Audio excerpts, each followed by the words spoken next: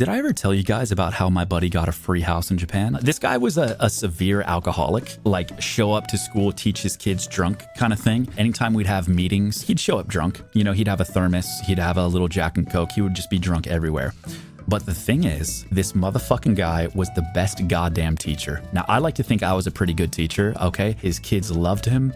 He was so goddamn good at his job, okay? He was the drunken master. Like, we all strive to be this guy, you know, without the alcoholism and stuff like that. But this guy was the fucking master. He'd been there longer than everyone. No one even really knew how long he had been in Japan for. The max amount of time you can spend on the JET program, which is what I did, is 5 years.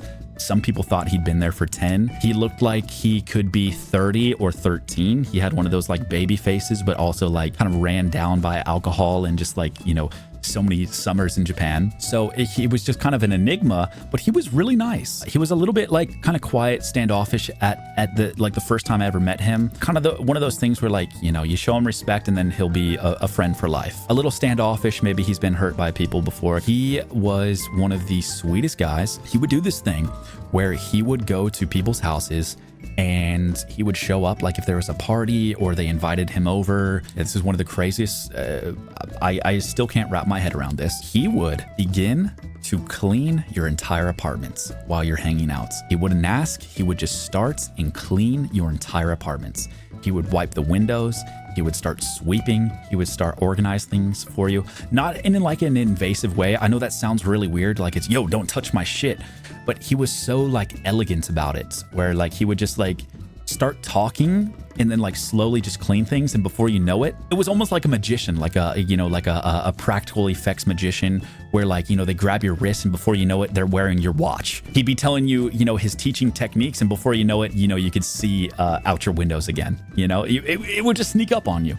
Sleight of hand cleaning. Exactly. And, you know, I remember this one girl had like, she got sick all over the place. She got really drunk and threw up everywhere. She like blacked out and she didn't remember how she got home at all. You know, it was really, really bad situation. I wasn't there. I just heard this story. Apparently this guy had walked her home, taken her in, cleaned up all the puke. She projectile puked all over the toilet, all over the bathtub, all over everywhere. He cleaned it all up and cleaned her entire house at 4 a.m., man, 5 a.m. Put her to bed on her side so she wouldn't puke again and kill herself. And she woke up, probably with the worst hangover of all time, to a completely spotless house with everything neatly organized, no remnants of puke anywhere. And the dude was gone.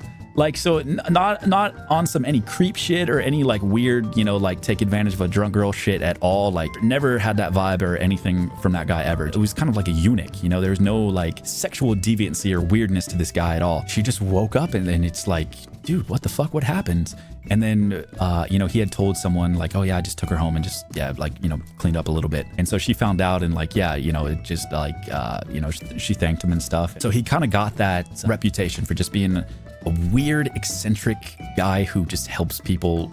He was basically like a clean alcoholic Batman. And it was awesome. Like he was a drunken angel, if you will. He had been teaching for a while. So in Japan, you have prefectural ALTs, assistant language teachers, and then you have city ALTs. I was a prefectural English teacher, meaning I mostly taught at high schools and junior highs.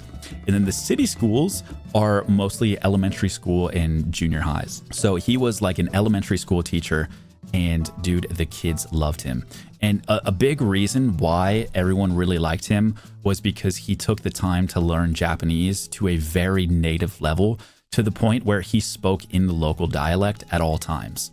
So all of his teachers, all of his students, he would speak to them in the dialect that is really, it's a very unique sounding dialect. Like it's very unique to that area. It's not quite like any other form of Japanese. The easiest example is like when you say kawaii, you know, those like e adjectives, kawaii, atsui. Basically they changed the e, that final e, to a ka, where it's like kawaii ka, oishi ka, stuff like that.